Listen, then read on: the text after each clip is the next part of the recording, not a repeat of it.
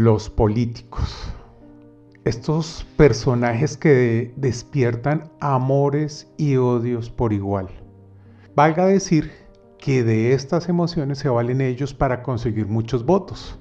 Sobre todo no porque se vote por quien se quiere, sino porque se vota en contra de lo que más se odia. Y esto es justo lo que hace que la percepción de la política sea completamente subjetiva, además de desconocida. Ahora, ¿cómo extraer un debate del plano emocional y traerlo al plano de la objetividad? En un podcast anterior les decía que todo lo que hacemos nos involucra en la economía y asimismo en la política. Pero una inmensa mayoría de la gente no sabe ni de la una, ni de la otra o de ninguna. Por eso es porque tomamos esas posiciones tan radicales, polarizadas y de la cual los únicos beneficiados son los políticos. Lo cierto es que hay una dicotomía entre el Estado y el individuo y la forma como percibimos al uno o al otro define también la forma como actuamos. Recuerden que en un podcast anterior les mencionaba que la forma como se organiza la sociedad en torno a la explotación de los recursos de que dispone es la política. Pero sigamos, les decía de la dicotomía entre el Estado y el individuo. Ahora, ¿quién tiene que hacerse cargo de las necesidades del individuo? ¿Es el Estado o es el mismo individuo quien debe proveerse a sí mismo? Antes de seguir, miremos un momento cuáles son las necesidades del individuo. Simplemente voy a traer aquí algo de la teoría de Maslow, en su libro The Theory of Human Motivation, 1943, quien explica que el individuo tiene varios niveles de necesidades escaladas en una pirámide que van desde las más básicas hasta las más complejas. En la parte básica están las necesidades primarias que son imprescindibles para la supervivencia, como el hecho de comer o de dormir. En un segundo lugar están las relacionadas con la estabilidad, de empleo, etc. Luego tenemos necesidades sociales, como el hecho de tener un hogar o pertenecer a un grupo. Luego viene el tema del reconocimiento, como lo es la reputación, metas personales, los títulos académicos. Y finalmente están las necesidades de autorrealización que suponen el máximo nivel de desarrollo, como el éxito personal o la libertad. Maslow decía que para alcanzar cada nivel era necesario tener cubiertas las necesidades del nivel anterior. Ahora, de todas estas necesidades, ¿cuáles puede proveernos el Estado o cuáles podemos proveernos a nosotros mismos? O sea, ¿en qué nivel de necesidades actúa el Estado? En las básicas, en las secundarias, actúa en todos los niveles. El Estado, digamos, tiene esa capacidad de influir en nuestra autorrealización como individuos. En primera instancia, diríamos que el Estado debe proveer la educación, salud, en otros casos vivienda, las carreteras, puentes, etc. En todos o casi todos, la seguridad y la justicia. Unos dirán que es el Estado quien debe responder por el individuo, otros dirán que cada uno debe responder por sí mismo. Podríamos en este punto hacer una definición muy simple de lo que es la izquierda y la derecha en términos políticos. Digo simple porque al hacer un análisis más profundo aparecen muchísimos matices en los cuales harían que el modelo fuera muchísimo más complejo. Pero no nos compliquemos la vida, este será un tema para un podcast posterior. En síntesis, para la izquierda, el Estado debe proveer o suplir la mayor cantidad, si no todas las necesidades de un individuo: alimentación, educación, vivienda, salud, etcétera, etcétera, ya que en una organización social espontánea, o sea, el libre mercado no es capaz de solucionar esto. Digamos, esto es lo que piensa la ideología de izquierda. Esta organización espontánea no es capaz. Mientras, por el lado de la derecha, se piensa que debe ser el individuo quien actúa para atender sus propias necesidades. Después hablaremos de las implicaciones que tiene todo esto, pero por ahora simplemente concentrémonos en este tema que nos ocupa hoy. que son los políticos. En la sociedad moderna ha calado la idea de que debe ser el Estado el proveedor del bienestar, debe ser el Estado. Pensemos entonces que ese es el deber ser, o sea, que sea el Estado, a través de su omnipotencia, quien supla las necesidades de los individuos. Bueno, ahora pensemos qué es lo que debe hacer el Estado. Otra vez menciono carreteras, puentes, colegios, escuelas, hospitales, universidades, comedores comunitarios, albergues, guarderías, etcétera, etcétera, etcétera. O sea, la lista podría ser bastante grande.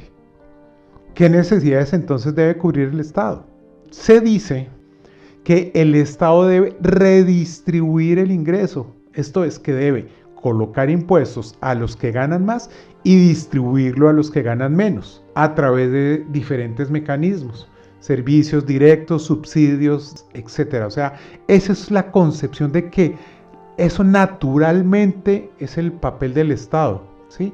Sin embargo, tenemos que hacer un análisis un poquito más complejo para ver cuál es el papel de los políticos en todo esto. Para hacer todo esto debe existir un aparato estatal y asimismo, entre más servicios se provean, más grande debe ser el Estado. Y de la misma forma tiene que ser el presupuesto que alimente ese aparato. Todos esos recursos que necesita dicho aparato para que puedan funcionar son recursos que capta el Estado a través de los impuestos que carga a las personas, a las empresas y alimentan toda esa burocracia, todo ese aparato que constituye esa burocracia, esa cantidad de funcionarios que están inmersos dentro del aparato estatal. ¿Cómo hace el político entonces para manejar esos presupuestos? Pues llegando al poder. ¿Y cómo llega al poder? Con el voto de los ciudadanos, con tu voto, con mi voto, con el voto de cada uno. Ahora pensemos entonces, ¿es el Estado eficiente en la prestación de dichos servicios o de la entrega de subsidios o de ayudas o de mercados o de todas las obras y la infraestructura que desarrollar? Recuerda que el aparato estatal está en manos de los políticos y los burócratas. ¿Han escuchado alguna vez hablar de los sobrecostos o de las adiciones presupuestales? De hecho, al burócrata o al político no le importa si un proyecto vale X o Y. Entre mayor sea el presupuesto, mejor, porque entre más cuesta el proyecto, más presupuesto va a capturar, más impuestos va a cobrar y más poder va a acumular. El político es como cualquier persona, como todos nosotros. A cada uno nos importa nuestro propio bienestar, a ellos también. Le importa su propio bienestar y su estabilidad, obviamente. Eso no hace que sea ese ser supremo altruista que nos venden en las campañas. Además tienen algo de lo que pocos nosotros hemos probado, el poder. Y eso condiciona enormemente su manera de actuar. Cuando están gestionando dineros públicos en cualquier proyecto, esto se acaba. Para ellos es muy simple, piden más y ya. Y si no hay simple, aumentan los impuestos y si la economía o la popularidad, su capital político no da para una carga impositiva adicional, pues endeuda al Estado, pero no él, es al Estado y listo. Ahí está el dinero, conserva su puesto y conserva lo más importante para él, su poder. ¿Has escuchado hablar de la deuda pública? Fíjate que lo que menos importa es que el cálculo para el desarrollo del proyecto sea correcto o que tenga cierre financiero, pues finalmente de una u otra forma se consiguen los recursos. Entonces terminan los estados gastando más de lo que tienen y ahí viene el famoso déficit fiscal, cuando se gasta más de lo que ingresa. Y eso nosotros no lo podemos hacer, gastar más de lo que nos ingresa, pero el Estado sí, y con consecuencias terribles para nuestros bolsillos. Después también vamos a hablar de ese tema específicamente de lo que es el déficit fiscal y cómo afecta la economía. Pero sigamos. Entre más grande es el Estado, mayor es el presupuesto que tiene que asumir. Mayor es el déficit, mayor la deuda, mayores serán los impuestos y mayor será la corrupción. Es un hecho, entre más grande es un Estado, más funcionarios y mayor riesgo de sufrir por la corrupción. Pensemos en el Estado como el desarrollo de un gran proyecto. Si a un gerente de cualquier compañía que tiene que desarrollar un proyecto y hace mal los cálculos, luego no desarrolla el proyecto como debería, o además deja endeudada a la empresa, o le tiene que pedir dinero a los socios, es posible que pierda su trabajo. Es lo mínimo que le pasaría. Pero ¿qué pasa si esto le sucede al político? Simplemente dicen que hay que ajustar el presupuesto, aumentan el presupuesto, vienen las famosas adiciones, por ahí derechos suben los sueldos y entonces aumentan impuestos, aumentan el déficit y esos proyectos se convierten en elefantes blancos. Vamos un poco más allá. Supongamos un Estado que provee la comida a sus ciudadanos. Al político, en el fondo, no le interesa si te gusta la carne de res o de pollo, o si eres vegano o si estás a dieta. Lo que le interesa es que comas y te da lo más barato, arroz con lentejas. Y la burocracia ya cumplió su función, suple la necesidad de la alimentación, que era lo que el político quería. Todo funciona bien, el pueblo ha comido mientras el político se forra los bolsillos. Pero saquemos la corrupción de la ecuación. El político y el burócrata solo cobran su sueldo. Supongamos que no hay ningún tipo de corrupción, no hay mala contratación, no hay grietas por las cuales pueda malgastarse el dinero. Ahora, ¿qué pasa si le quitamos al Estado esa capacidad de suplir las necesidades de los ciudadanos? O que sea el proveedor de la menor cantidad de servicios, digamos únicamente la seguridad y la justicia. Lo primero es que el Estado se hace más pequeño, menos gasto, menos presupuesto, menos deuda y menos impuestos. De todas formas, como seres humanos y como sociedad, tenemos necesidades que hay que suplir. ¿Y quiénes van a hacer eso? Digamos que el vecino de la panadería, o el de la fábrica de muebles, o el de la ropa, el del restaurante de la esquina, el emprendedor, o todo aquel que quiera poner una empresa para suplir cualquier necesidad de su comunidad y de la sociedad. Aquí entra entonces lo que es la iniciativa privada, pero de eso también hablaremos en otro podcast.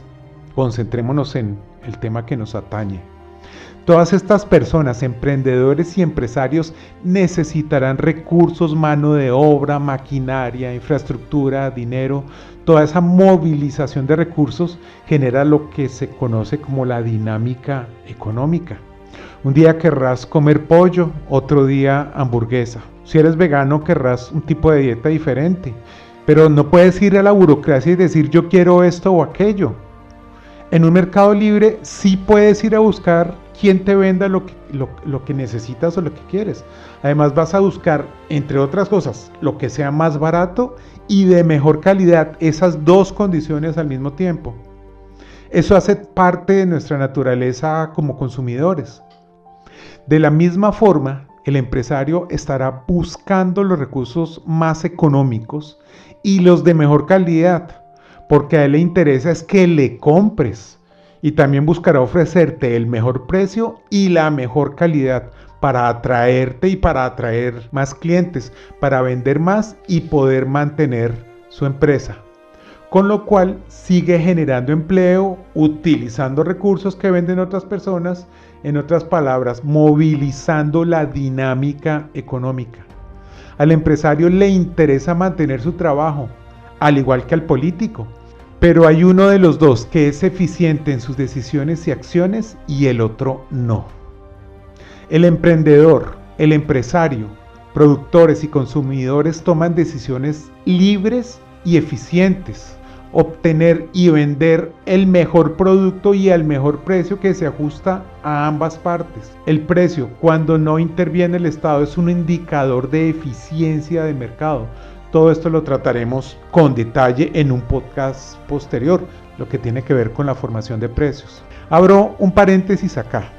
No es lo mismo producir pan que un ordenador o un móvil. Entre mayor sea la transformación de la materia prima, mayor será la generación de riqueza. Una vez más, otro tema que nos queda pendiente para un podcast posterior. Si sucede todo esto, hay mayor movilización de recursos y mayor empleo. Y sobre todo, mayor independencia de los individuos frente al Estado. Al político le interesa repartir subsidios, dádivas, generar proyectos, porque eso alimenta su poder y somete al pueblo a su dependencia y por supuesto a que lo voten. le ayuda a conservar su puesto, a manejar presupuesto y así alimentar ese círculo vicioso que no hace otra cosa que degenerar la posición del individuo frente al Estado y contribuir a la pobreza de la sociedad. En el fondo, al político no le interesa solucionar los problemas porque finalmente de eso es lo que ellos viven, de que haya problemas porque ellos son esa fórmula mágica que lo que hace es apoderarse de los recursos. Los recursos son entonces inmovilizados, ya no sea esa organización espontánea de la sociedad, sino que las decisiones se toman en cabeza de muy pocas personas que finalmente terminan creando más problemas donde no los hay. Todo esto para ellos es un negocio y entre más problemas haya, mejor. No digo que no existan los problemas, pero ellos los magnifican y juegan con nuestras emociones colocando perspectivas e inventando narrativas que solo les convienen a ellos y a sus grupos políticos.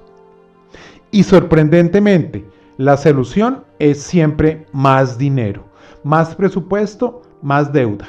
Dinero que debe salir de nuestros bolsillos. No importa si el Estado se endeuda, no importa si se imprime más dinero y se genera inflación, finalmente siempre terminan metiendo la mano en nuestros bolsillos. De hecho, si la sociedad es próspera, los políticos se inventan o magnifican los problemas existentes o que posiblemente ni siquiera existan. Y ellos se nos venden como adalides del cambio y si se dan cuenta, los problemas siempre van a existir. Ahora, me gustaría antes de terminar tocar un aspecto importante sobre el individuo. Imaginémonos a una persona haciendo fila ante un edificio para reclamar una de esas ayudas del gobierno, un cheque, una bolsa de mercado, los útiles escolares, lo que sea. ¿Qué siente esa persona? ¿Cómo se percibe a sí misma? ¿Cómo percibe la vida? ¿Dónde está su dignidad o su autoestima? ¿O en manos de quién? Ahora piensen en esa misma persona llegando el día de la paga a su casa con una cena sorpresa, o escogiendo la educación que quiere para ellos o para sus hijos, o de repente llevando a su esposa o esposo a una cena sorpresa. ¿Qué se imaginan que siente esa persona? ¿Qué semblante tiene? ¿Cómo está su autoestima? Ahora pensemos, ¿en manos de quién está el futuro de cada uno de ellos? La gran diferencia de todo esto es que el trabajo dignifica y empodera al ser humano. No importa lo que haga, siempre se puede mejorar. En el segundo caso, el trabajador que llega a su casa toma sus propias decisiones, elige lo que quiere para su vida y su futuro. No depende de nadie, es una persona empoderada que no le importan los políticos. Por lo tanto, no les está otorgando ningún poder y eso es lo que ellos no quieren. Finalmente, ¿se han dado cuenta que entre menos funcionan las políticas, más se aferran al poder estos personajes? Como pueden ver, se abrieron muchísimos temas que vamos a ir tratando poco a poco. Los invito a nuestro podcast Cómo elegir bien en un próximo capítulo. Si te gustó este video, no olvides darle like. Los invito a suscribirse a mi canal y a compartir. Recuerden, enseñen a sus hijos a leer y liberen sus mentes. Serán libres de los medios, los políticos y las mentiras del poder. Hasta pronto.